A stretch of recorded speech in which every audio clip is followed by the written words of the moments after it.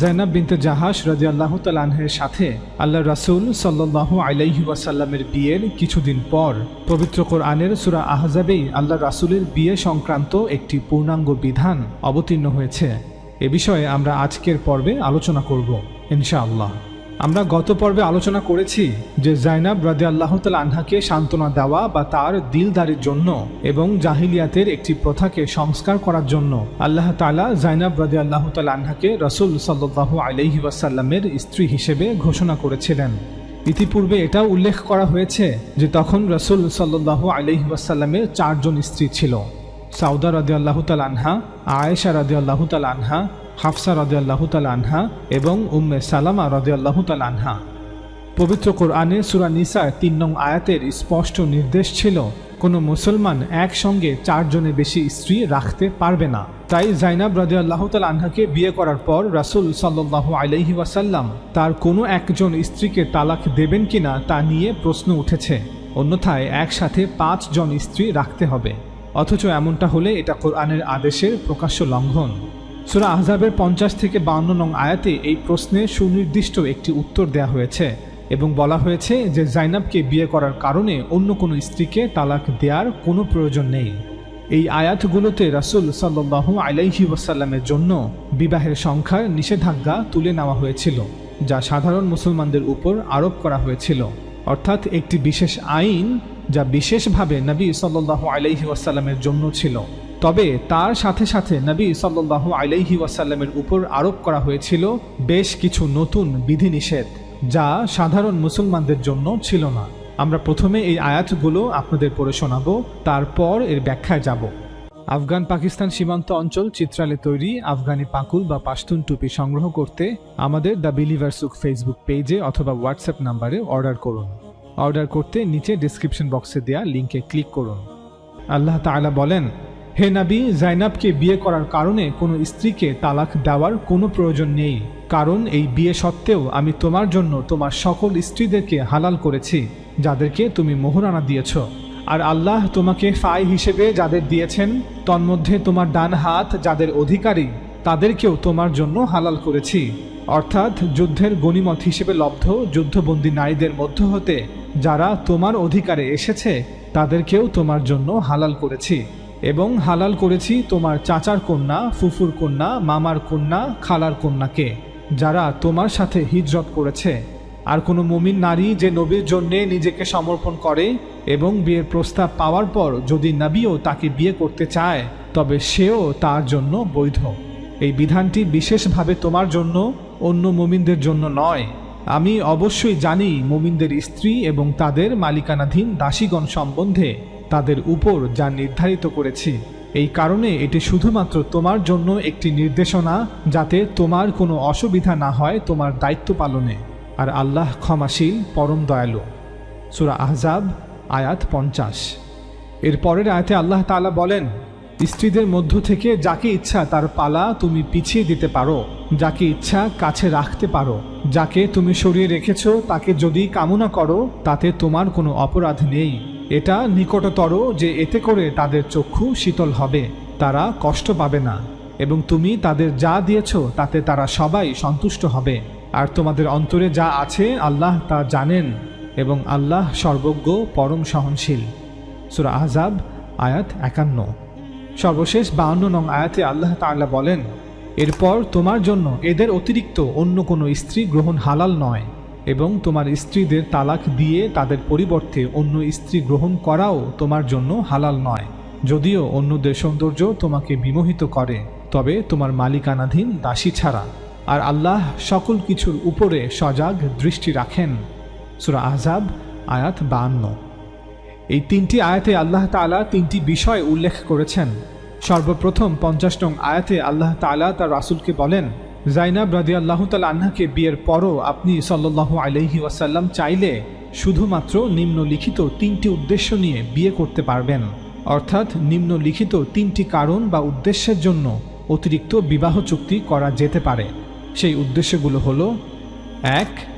সম্ভ্রান্ত পরিবারের নারীরা যারা এখন রাসূল সাল্লাল্লাহু আলাইহি ওয়াসাল্লামের যুদ্ধবন্দী। অর্থাৎ যে সকল সম্ভ্রান্ত পরিবারের নারীরা যারা যুদ্ধের ফলে বন্দী হয়ে রাসূল সাল্লাল্লাহু আলাইহি ওয়াসাল্লামের নিয়ন্ত্রণে এসেছে, এমন পরিস্থিতিতে যদি সে রাজি হয় তবে আপনি তাকে বিয়ে করতে পারেন, যাতে সমাজে তাদের পূর্বের সেই মর্যাদা, সম্মান এবং অবস্থান বজায় থাকে।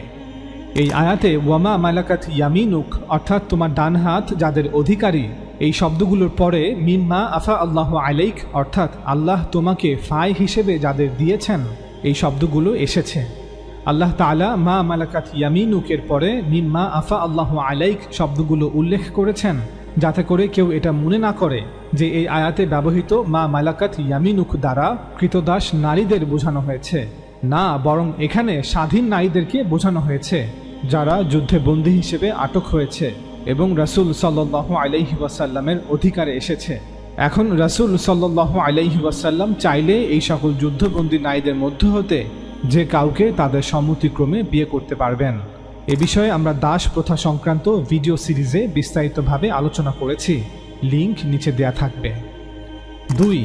রাসূল সাল্লাল্লাহু আলাইহি ওয়াসাল্লামের চাচাতো বোন, ফুফাতো বোন, মামাতো বোন, খালাতো বোন যারা দিনের জন্য নিজের ঘর বাড়ি, পরিবার পরিজন, আত্মীয় স্বজন সব কিছু ত্যাগ করে হিজরত করেছেন।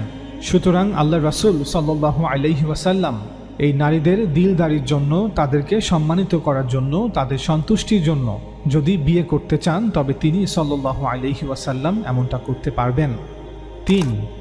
সেই সব নারীরা যারা আল্লাহ রাসূল সাল্লাল্লাহু আলাইহি ওয়াসাল্লামের কাছে নিজেকে নিবেদন বা সমর্পণ করেছে, তাদের মধ্যে কেউ যদি শুধুমাত্র আল্লাহ রাসূলের সাথে সম্পর্ক করার জন্য, দুনিয়া এবং কিয়ামতের দিন নবীর স্ত্রী হওয়া সৌভাগ্য এবং মর্যাদা লাভের জন্য নিজেকে রাসূল সাল্লাল্লাহু আলাইহি ওয়াসাল্লামের কাছে পেশ করে, তখন আপনি সাল্লাল্লাহু আলাইহি ওয়াসাল্লাম চাইলে সেই সকল নারীদের সন্তুষ্টির জন্য তাদের বিয়ে করতে পারবেন।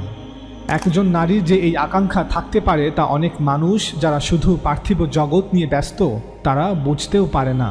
অথচ সেই সকল নারীরা আন্তরিকভাবে কামনা করছিলেন যে তারাও নবীর স্ত্রীদের মধ্যে গণ্য হওয়ার মর্যাদা লাভ করবেন এবং কিয়ামতের দিন তারাও নবীর স্ত্রীদের মধ্যে শামিল হবেন। বিয়ে সংক্রান্ত এই পূর্ণাঙ্গ বিধানে দ্বিতীয় আরেকটি গুরুত্বপূর্ণ বিষয় যা আল্লাহ তাআলা তার রাসূলকে বলেছেন, যেহেতু এই বিবাহগুলি ধর্মীয় দায়িত্ব পালনের জন্য হবে, অর্থাৎ ব্যক্তিগত ইচ্ছা বা ব্যক্তিগত প্রয়োজন থেকে নয়, বরং আল্লাহ তার রাসূলের উপর দায়িত্ব অর্পণ করেছেন, অতএব কারণে রাসূল সাল্লাল্লাহু আলাইহি ওয়াসাল্লামের উপর তার স্ত্রীদের সাথে সম্পূর্ণ ন্যায়সঙ্গত এবং সমান সম্পর্ক বজায় রাখার দায়িত্ব অর্পণ করা হচ্ছে না। অর্থাৎ আল্লাহ তাআলা সকল মুসলমানদের আদেশ করেছেন যে আমরা যদি একাধিক বিয়ে করি তাহলে আমরা বাধ্য সকল স্ত্রীর সাথে সমান আচরণ করতে এবং সমানভাবে সময় দিতে, কিন্তু রাসূল সাল্লাল্লাহু আলাইহি ওয়াসাল্লামের জন্য এই বাধ্যবাধকতা তুলে নেওয়া হয়েছিল। এর কারণ হলো রাসূল সাল্লাল্লাহু আলাইহি ওয়াসাল্লাম আল্লাহ তাআলার একত্ববাদ এবং আল্লাহর ধর্মকে এই আরবের ভূমিতে বিজয়ী করতে গিয়ে যুদ্ধসহ বিভিন্ন অনিশ্চিত এবং পরিবর্তনশীল অবস্থার সম্মুখীন হচ্ছিলেন এবং এগুলোর কিছু সমাধানার্থে আল্লাহর আদেশে অন্য মুসলমানদের তুলনায় অধিক বিয়ে করতে হয়েছিল। অতএব কারণে তার পক্ষে সকল স্ত্রীদের মধ্যে সমতা বজায় রাখা সম্ভব ছিল না। তবে ইতিহাসের বিভিন্ন কিতাবে বর্ণিত বিভিন্ন রাওয়ায়াতে উল্লেখ আছে যে নবী সাল্লাল্লাহু আলাইহি ওয়াসাল্লাম সবসময় চেষ্টা করতেন সকল স্ত্রীকে সমানভাবে সময় দিতে। বিয়ে সংক্রান্ত এই পূর্ণাঙ্গ বিধানে তৃতীয় গুরুত্বপূর্ণ বিষয়টি ছিল অন্য সকল নারী রাসূল সাল্লাল্লাহু আলাইহি ওয়াসাল্লামের জন্য হারাম ছিল। অর্থাৎ একবার এই 3 শ্রেণীর নারীদের মধ্যে কাউকে বিয়ে করলে তাদের আর তালাক দেয়া যাবে না, অথবা তালাক দিয়ে অন্য কাউকে তাদের স্থলে বিয়ে করাও যাবে না।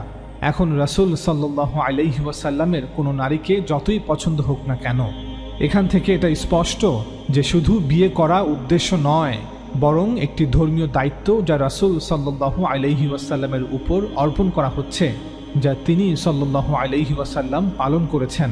তাই এখানে পছন্দ অপছন্দ, সৌন্দর্য লাবণ্য, ব্যক্তিগত আকাঙ্ক্ষা এসব কোথায়? মানুষের ইচ্ছার সাথে এর সম্পর্ক কোথায়? এটি একটি বাধ্যবাধকতা যা পূরণ করতে হবে।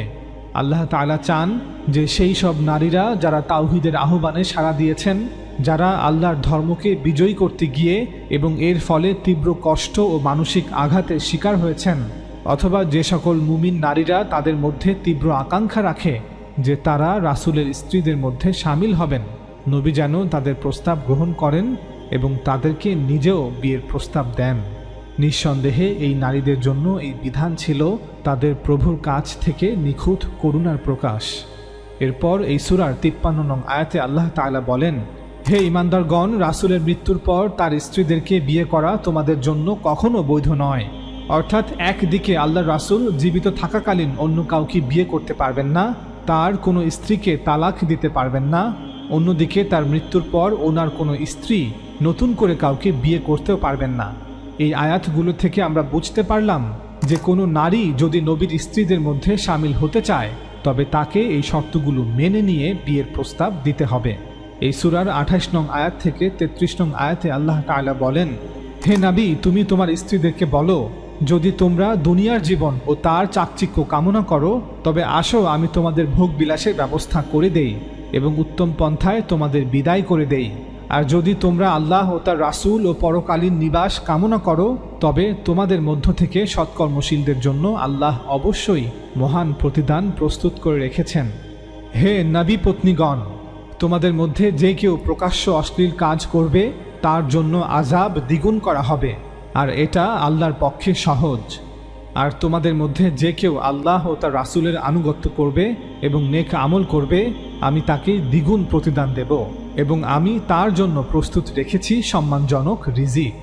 হে নবী পত্নীগণ, তোমরা অন্য নারীদের মতো নও। যদি তোমরা তাকওয়া অবলম্বন করো তবে পরপুরুষের সাথে কোমল কণ্ঠে কথা বলো না, তাহলে যার অন্তরে ব্যাধি রয়েছে সে প্রলুব্ধ হয়। আর তোমরা ন্যায়সঙ্গত কথা বলবে। আর তোমরা নিজ গৃহে অবস্থান করবে এবং প্রাক জাহিলি যুগের মতো সৌন্দর্য প্রদর্শন করো না। আর তোমরা সালাত কায়েম করো, জাকাত প্রদান করো এবং আল্লাহ ও তার রাসূলের আনুগত্য করো। হে নবী পরিবার, আল্লাহ তো কেবল চান তোমাদের থেকে অপবিত্রতাকে দূরীভূত করতে এবং তোমাদেরকে সম্পূর্ণরূপে পবিত্র করতে। সূরা আহজাব আয়াত 28 থেকে 33।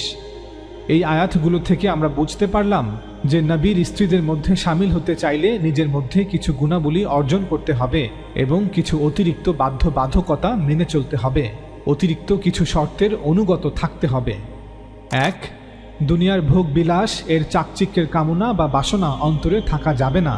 অর্থাৎ ভবিষ্যতে কোনো নারী নবীকে বিয়ের প্রস্তাব দিতে চাইলে অথবা যুদ্ধবন্দী কোনো নারী নবী কর্তৃক বিয়ের প্রস্তাব গ্রহণ করতে চাইলে অথবা অনেক পূর্বেই যারা নবীর স্ত্রী হওয়ার সৌভাগ্য অর্জন করেছেন তারাও যদি বাকি জীবনটা নবীর স্ত্রী হিসেবে তার সঙ্গী হতে চান, পাশাপাশি জান্নাতেও নবীর স্ত্রী হওয়ার মর্যাদা লাভ করতে চান, তবে যেন নিজের অন্তরে দুনিয়ার ভোগ বিলাস আর আরাম আয়েশের কামনা না করেন। নবীর সহধর্মিণী হতে চাইলে দারিদ্র্য ও কষ্টের জীবনকেই বেছে নিতে হবে। এর বিপরীতে যদি তারা দুনিয়ার জীবন ও তার চাকচিক্য কামনা করে থাকেন তবে নবী প্রস্তুত আছেন তাদের তালাক দেওয়ার জন্য, যাতে তারা সম্পদশালী কোনো ব্যক্তিকে বিয়ে করে নিজের জীবন উপভোগ করতে পারে। 2. নবীর স্ত্রীদের জন্য অপরাধের শাস্তি দ্বিগুণ, ঠিক একইভাবে নেক আমলের প্রতিদানও দ্বিগুণ। 3. যেহেতু নবীর স্ত্রীরা সাধারণ মুসলিম নারীদের মতো নয়, তাই বিশেষ প্রয়োজন না থাকলে তারা নিজ গৃহেই অবস্থান করবে এবং বাহিরে যাওয়ার প্রয়োজন হলে সাধারণ মুসলমান নারীদের তুলনায় আরও কঠোরভাবে পর্দা রক্ষা করবে, যাতে তাদের চেহারা মোটেও দেখা না যায়। পুরুষদের সাথে কথা বলতে হলে পর্দার আড়াল থেকে কথা বলবে।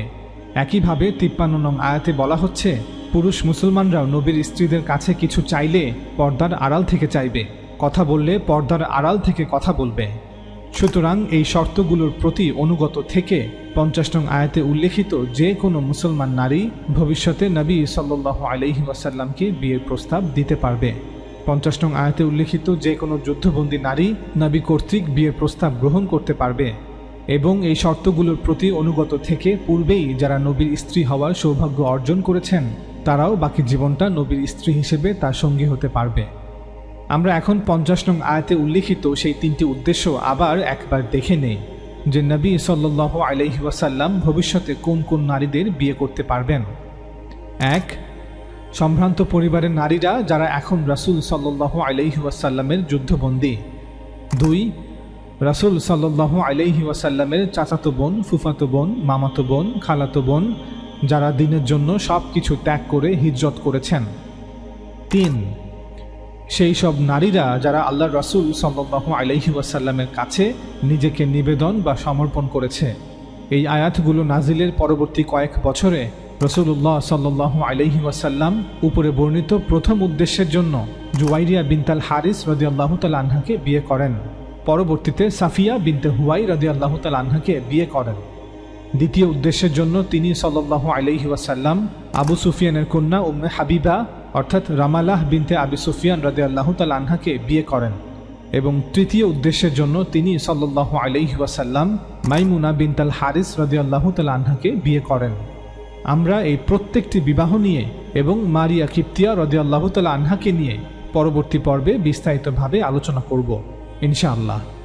তবে এর পূর্বে ইসলাম বিদ্বেষীদের উদ্দেশ্যে একটি কথা বলা প্রয়োজন, আর তা হলো এখন ইসলাম বিদ্বেষী নাস্তিক অথবা অমুসলিমদের জন্য দুটি উপায় আছে। এক, কোনো কিছুকে তার প্রকৃত অবস্থা বিবেচনায় রেখে বোঝার চেষ্টা করা, অর্থাৎ আরবের ভূমিতে রাসূল সাল্লাল্লাহু আলাইহি ওয়াসাল্লামের গোটা মিশন এবং এর প্রেক্ষাপটকে বিবেচনায় রেখে তার ব্যক্তিত্ব অধ্যয়ন করা। দুই, অন্যথায় নিজের ইচ্ছে মতো যে কোনো দোষ মুহাম্মদ সাল্লাল্লাহু আলাইহি ওয়াসাল্লামের উপর চাপিয়ে দেয়া।